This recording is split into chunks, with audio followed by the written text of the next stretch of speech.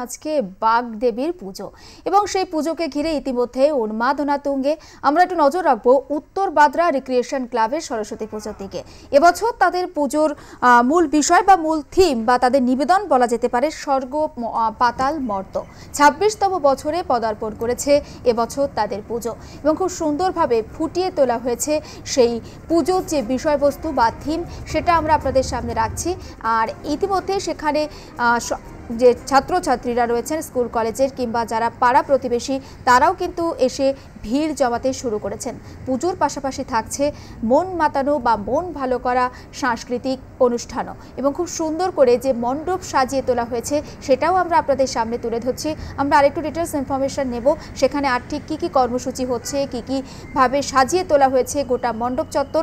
বিশ্বজিৎ পাল রয়েছেন টেলিফোন লাইনে। বিশ্বজিৎ, দেখো, আমরা যেটা দেখতে পেলাম যে বিরাটির বাদরা অঞ্চলে কিন্তু একটি সরস্বতী পুজো এবং সেই সরস্বতী পুজো কিন্তু উত্তর বাদরা ফ্রেন্ডস রিক্রিয়েশন ক্লাবের সরস্বতী পুজো বলেই সেখানে কাটে এবং এটা তাদের ২৬ বছরে পদার্পণ করেছে এবং এই সরস্বতী পুজো এবার তাদের থিম হচ্ছে স্বর্গ মৎস্য পাতাল এবং সেই স্বর্গ মৎস্য পাতাল তুলে ধরেছেন তারা এবং সেখানে রয়েছেন বিভিন্ন খামার থেকে আরম্ভ করে গ্রামের পরিবেশ এক ছবিতে তুলে ধরা হয়েছে। এর পাশাপাশি কিন্তু রয়েছে যে ধ্যানে মগ্ন ছাত্রছাত্রীরা এবং ছাত্রছাত্রীরাও কিন্তু অর্থাৎ সরস্বতী ঠাকুরের ধ্যান করছেন এবং পাশাপাশি কিন্তু গ্রাম্য পরিবেশে যে সমস্ত জিনিস থাকে অর্থাৎ মানুষ যেখানে চাষাবাদ করে হাঁস মুরগি এবং কুড়ে ঘর তুলসীতলা ধানের গোলা সমস্ত কিছুই রয়েছে।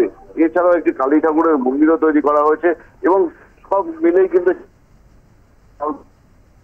এবং তারা অনুষ্ঠান করে থাকেন। এছাড়াও কিন্তু গরিব ছাত্রছাত্রীদের হাতে কিন্তু তারা বই খাতা তুলে দেন এবং তাদের সারা বছরের যা খরচা সেগুলোও কিন্তু তারা তুলে দেন এবং ২৫ লক্ষ টাকা খরচা করে কিন্তু এই মণ্ডপ তৈরি হয়েছে, এমনটাও কিন্তু দাবি করছেন উদ্যোক্তারা। বেশ, অনেক ধন্যবাদ বিশ্বজিৎ। আমরা এই মুহূর্তে উত্তর বাদরা রিক্রিয়েশন ক্লাবের সরস্বতী পুজোর যে প্রতিমা এবং মণ্ডপ সজ্জা সেটা আপনাদের সামনে তুলে ধরলাম এবং গ্রাম্য পরিবেশকে সেখানে ফুটিয়ে তোলা হয়েছে। এবছর তাদের ২৬তম বছরে পদার্পণ করেছে এই পুজো এবং সব মিলিয়ে সেখানে উন্মাদনা কিন্তু তুঙ্গে এবং বিভিন্ন সাংস্কৃতিক অনুষ্ঠানেরও আয়োজন করা হয়েছে।